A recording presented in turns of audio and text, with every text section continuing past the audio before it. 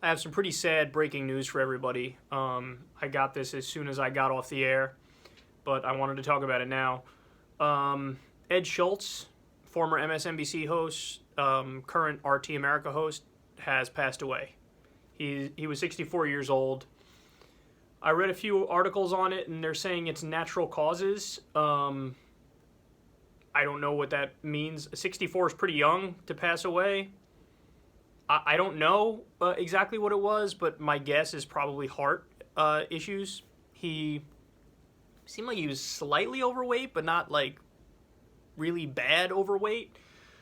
But this is really sad. This is really sad, and most of you guys are political junkies, so you'll understand and you'll know why it's really sad. But Ed Schultz was I had my disagreements with him, but he overall was good. He was very good. So he was very populist. He was very pro-union. He was one of the few voices on MSNBC that fought against the TPP. He fought for universal health care. The areas where I had some disagreements with him, it was foreign policy, where every now and then he would kind of take what I view as lazy corporate Democratic line, if you will, the establishment Democratic line. But overall, he was definitely a fierce advocate for the working class.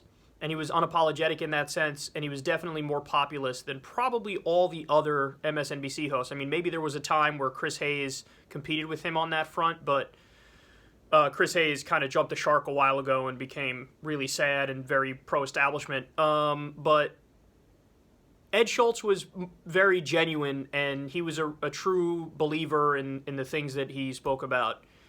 So I'm actually really sad to see that he passed away, especially at such a young age. I'm sure we'll get more information over the next few days in terms of, what exactly it was, but this is upsetting. It's upsetting. And so I criticized Ed Schultz over, I think it was either comments on Syria or Libya a while ago. I want to say in 2013 or maybe 2014. I don't remember when he left MSNBC, but he left MSNBC, or he got fired because he was pro-TPP, and they didn't like that. And then he was picked up by RT America, but he tepidly came out in favor of bombing either Libya or Syria. I forget which one. And then I lashed into him, man. I did a segment where I went after him. And there were people on Twitter who were sending him the segment of me just ripping into him over his position on it. And to Ed Schultz's credit, he saw the segment and he tweeted at me and said, let's talk about it. Let's talk about it. Let's have a debate. Let's have a discussion. Let's figure this out. And I was amazed. I was like, I remember, we're talking maybe it was 2013, maybe 2014. Again, I don't remember when he left MSNBC, so I don't remember the exact date. But it was probably around 2013. And I was like,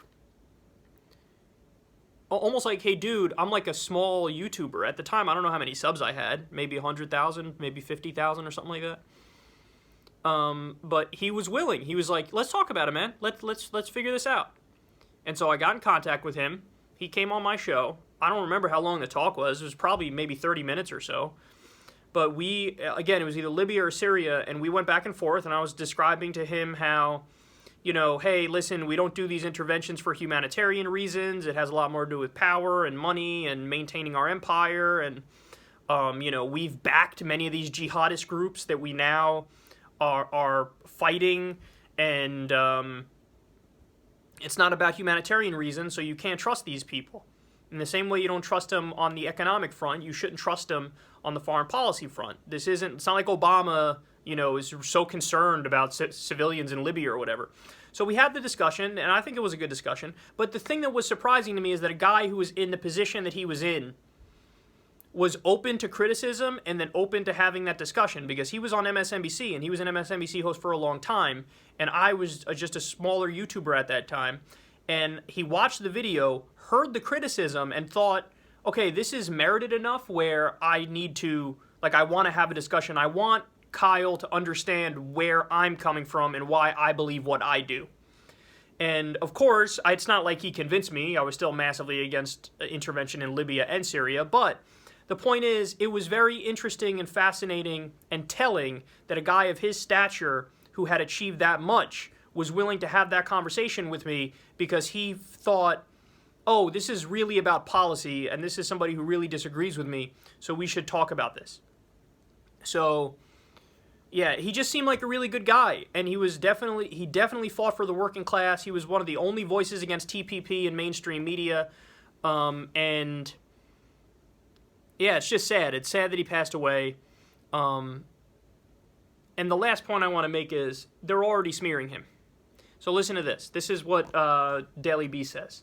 Longtime radio and cable news fixture Ed Schultz has died at age 64, WDAY-TV reported Thursday. Schultz began his broadcasting career in radio in the early 1980s and was a conservative talk radio host before becoming an outspoken populist progressive, eventually hosting a daily MSNBC show that focused on his pet causes like labor unions and universal health care. After departing from the cable network, he became a host on the Kremlin-funded RT channel, at times defending Russian President Vladimir Putin and praised President Donald Trump's political skills. That's bullshit. That's bullshit.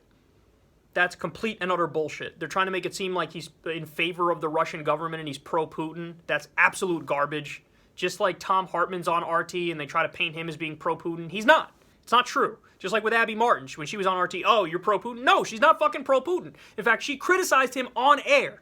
So, it's not true when they say that. He's not a staunch defender of Vladimir Putin and, oh, he praised Donald Trump's political skills. Yeah, they probably mean that in the same way that I praise Trump's political skills to be populist on the campaign trail and half the time say non-interventionist stuff on the campaign trail. That's the way in which I've praised Trump, but that by no stretch of the imagination means I agree with him and his policies, and I think he's right about stuff. I don't. And that doesn't even mean that he tried to do those populist policies that he spoke about on the campaign trail or the non-interventionist stuff he spoke about on the campaign trail. He didn't do that. So they're smearing him. He just died, and they're fucking smearing him. Now, why are they smearing him? We know why they're smearing him. Because in many ways he was a populist progressive. That's true. He was against TPP, he was for labor unions, he was against the elite, he was for Medicare for all. Now again, I had disagreements with him on foreign policy. He wasn't totally non-interventionist. But the fact that he was pro-worker and the fact that he ended up going to RT, man, does that piss off the corporate Democrats, because obviously RT and Vladimir Putin, they're everything that's evil in the world. So Ed Schultz went to go work for, the evil empire. So, fuck them for smearing him. That was the Daily Beast who smeared him. Fuck you, Daily Beast. And rest in peace, Ed Schultz. I am really sad that he's dead. He was at least half right and a strong voice on these issues. So, rest in peace, Ed Schultz. Hopefully we get some more news on exactly how it happened. I'm guessing it's heart-related, but I don't know. But anyway, man, take care of your health, guys. Eat right, try to exercise. We all get lazy from time to time, but you don't want to pass away at 64. So, rest in peace, Ed Schultz.